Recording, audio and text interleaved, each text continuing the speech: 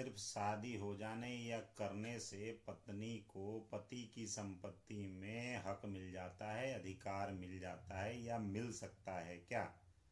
आज इस वीडियो के माध्यम से हम सब यह जानने की कोशिश करेंगे कि भारतीय कानून इस विषय में क्या कहता है। जो भी व्यक्ति इस चैनल पे नए हैं, कृपया करके चैनल को सब्सक्राइब करें, वीडियो को लाइक करें और शेयर करना ना भूलें। शेयर जरूर करें क्योंकि खुशियाँ और ज्ञान बांटने से बढ़ता है, ये हम सबको मालूम है। जैसा कि हम सब जानते हैं कि भारतीय जो अपना कानून है वो क्या कहता है, इस विषय पर चर्चा करने जा रहे हैं। कि जैसा कि हम सब जानते हैं कि शादी के बाद एक भारतीय नारी, जो भारतीय महिला है, अपना सब कुछ छोड़ करके ससुराल की हो जाती है। अपने माता पिता, भाई बहन, घर परिवार को छोड़ करके वो अपने संपूर्ण जीवन को व्यतीत करने के लिए ससुराल जब आ जाती है, ससुराल में बिताती है, तो इस फलस्वरूप सामाजिक एवं कानूनी रूप से शादी के बाद महिलाओं के लिए कानून में कुछ अधिकार दिए गए हैं। और वो अधिकार क्या है, आइए इस वीडियो के माध्यम से भारतीय महिलाओं, जो अपने भारत में जो शादियां होती हैं, जो शादी के बाद जो महिला ससुराल चली जाती है, तो ससुराल जाने के बाद पुरुषों के बराबर संपत्ति में उनको हक मिलता है या नहीं मिलता, वो क्या संपत्ति के बराबर की हकदार हो जाती हैं या नहीं हो जाती, इस विषय में हम चर्चा करने जा रहे हैं। अपने देश में महिलाओं को संपत्ति के जो अधिकार हैं वो कई परिस्थितियों पर डिपेंड करता है, कई परिस्थितियों पे निर्भर करता है। जैसा कि हम जानते हैं कि अपना जो इंडियन लॉ है, इंडियन कानून है, भारतीय जो कानून है, कानून के अनुसार किसी भी संपत्ति का सक्सेसर, जिसको हम उत्तराधिकारी बोलते हैं, यानी उत्तराधिकारी जो बोलते हैं, वो तय जो होता है वो कैसे होता है, कानून के द्वारा, इंडियन सक्सेशन एक्ट के द्वारा, हिंदू सक्सेशन एक्ट के द्वारा और मुस्लिम पर्सनल लॉ के द्वारा ही। ये जो तीन जो मैंने एक्ट बताए, इसके तहत ही जो उत्तराधिकार है, प्रॉपर्टी का जो उत्तराधिकारी है, वो तय होता है। और इसमें इन कानूनों की महत्वपूर्ण भूमिका होती है तथा इन्हीं कानूनों के मुताबिक ये तय होता है कि संपत्ति में, प्रॉपर्टी में किसका कितना अधिकार होगा। और इन कानून के तहत केवल विवाह होने की दशा में किस महिला को अपने पति के या ससुराल के संपत्ति पे हक जो है वो नहीं मिल जाता। भारतीय कानून के अनुसार हस्बैंड के जीवित रहते, पति के जीवित रहते, उसकी खुद की अर्जित की गई संपत्ति, जिसको सेल्फ एक्वायर्ड हम प्रॉपर्टी कहते हैं, पर पत्नी का कोई भी अधिकार नहीं होता है। सीधी सी बात है कि सेल्फ एक्वायर्ड प्रॉपर्टी यदि हस्बैंड की है तो उस पर पत्नी का कोई अधिकार नहीं होगा। हाँ, यदि पति की डेथ हो जाती है, डेथ के बाद, मृत्यु होने के बाद ही उस संपत्ति पे, उस पति के संपत्ति पे उसका हक होगा, उस संपत्ति में अधिकार होगा। लेकिन यहाँ पे एक चीज गौर करने वाली है कि यदि जो हस्बैंड है मरने से पहले कोई विल बना जाता है, जिसको वसीयत बोलते हैं, देसी भाषा में इच्छा पत्र भी बोल देते हैं। विल मतलब इच्छा, पत्र मतलब जो विल है, विल यदि बना जाता है और यदि विल कर जाता है मरने से पहले, और यदि उस विल में XYZ का नाम है, तो वो XYZ ही उस संपत्ति का अधिकारी होता है। कहने का मतलब ये है कि जो हस्बैंड है, यदि वो विल बनाता है और विल बनाने की दशा में यदि पत्नी का नाम इंक्लूड करता है, केवल पत्नी का नाम करता है, तो उस प्रॉपर्टी की मालकिन या हकदार जो है सो वो पत्नी होगी।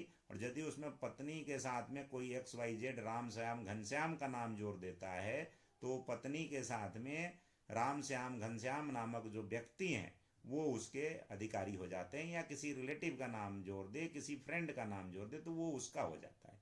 लेकिन यदि उस विल में जो हस्बैंड है उस पत्नी का नाम नहीं डालता है, तो उस पत्नी को उस संपत्ति में कोई अधिकार नहीं मिलेगा। लेकिन अब सवाल है कि जो विल बन गया उस विल के आधार पर ही ये तय होगा कि उस संपत्ति का अधिकारी कौन कौन होगा। यदि उस विल में यदि उसकी जो भी संपत्ति है XYZ 1 से लेकर 10 संपत्ति है और उस विल में यदि उसने 5 संपत्तियों का जिक्र करा और 5 संपत्तियों को छोड़ दिया, तो जिसमें जिक्र कर दिया 5 में पत्नी का और 5 में छोड़ दिया, तो वहाँ पे फिर चीज़ें अलग हो जाती हैं। वो उस विल के ही दशा में उस विल के आधार पे ही संपत्ति का अधिकार तय होगा। कहने का मतलब यह है कि उस विल में यदि पत्नी का नाम होगा तो वह पत्नी उस संपत्ति प्रॉपर्टी की अधिकारी होगी, और यदि वह नाम नहीं है, यदि उसमें पत्नी का नाम नहीं है, वाइफ का नाम नहीं है, तो वो अधिकारी नहीं होगी। अब लेकिन दूसरी चीज अभी आ गई कि लेकिन यदि पत्नी पति से अलग रह रही है तो उसको गुजारा भत्ता मिलेगा, जिसको हम भरण पोषण के लिए मेंटेनेंस की बात कर रहे हैं, वो मेंटेनेंस की अधिकारी होगी। और यदि तलाक हो गई है, तलाक की दशा में भी कानून के मुताबिक वो भरण पोषण के लिए गुजारा भत्ता लेने की अधिकारी होगी। अब इसमें भी कंडीशंस हैं, 125 का कंडीशंस अलग है, डाइवोर्स के मामले में भी अलग है। यदि वो डाइवोर्स लेने के बाद दूसरी शादी कर लेती है तो फिर उसका वहाँ से उस हस्बैंड से वो मेंटेनेंस लेने की हकदार नहीं होगी। अब ये मतलब एक अलग विषय हो जाएगा डाइवोर्स और मेंटेनेंस का। यहाँ पे हम शादी होने के बाद संपत्ति के अधिकार की बात हम कर रहे हैं, हम वहीं तक कंसंट्रेट करें। ये इसमें 2 वीडियो और बन जाएगा, मेंटेनेंस के लिए अलग और डाइवोर्स के लिए अलग, और डाइवोर्स के स्थितियाँ क्या होंगी और डाइवोर्स लेने के बाद की स्थितियाँ क्या होंगी। लेकिन सीधी सीधी बात है, यदि डाइवोर्स ले लिया है और लेने के बाद यदि दूसरी शादी नहीं करती है तो अपने पति से वो भरण पोषण मांगने की हकदार होगी। मतलब कहने के लिए कि पत्नी जो है सो अलग रह रही है या तलाक ले लिया है, उस दशा में वो भरण पोषण के लिए अधिकारी होगी। इससे ये साफ हो गया कि वो संपत्ति में अधिकार नहीं मांग सकती है। लेकिन जो अपना हिंदू सक्सेशन एक्ट है उसमें सेक्शन 8 कहता है कि महिला अपने ससुराल के पैतृक संपत्ति में भी उसका कोई हक नहीं होगा जब तक कि उसके हस्बैंड, ससुर और सास ससुर जीवित हैं, तब तक उसका उस संपत्ति में कोई हक नहीं होगा। लेकिन यदि पति की मृत्यु हो जाती है और मृत्यु की दशा में, हस्बैंड की डेथ की दशा में, ससुराल के संपत्ति में उसका अधिकार जरूर होगा।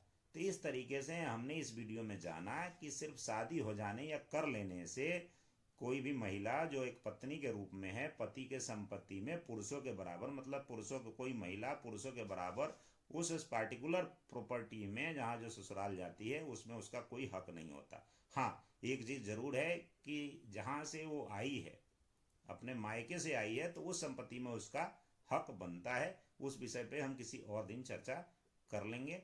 ये वीडियो कैसा लगा कमेंट बॉक्स में कमेंट करके ज़रूर बताएं, और यदि कोई सवाल पूछना है तो कमेंट बॉक्स में आप पूछ सकते हैं, या नंबर आपको दिया हुआ है लिंक में, वहाँ से जाकर के आप व्हाट्सअप कर सकते हैं।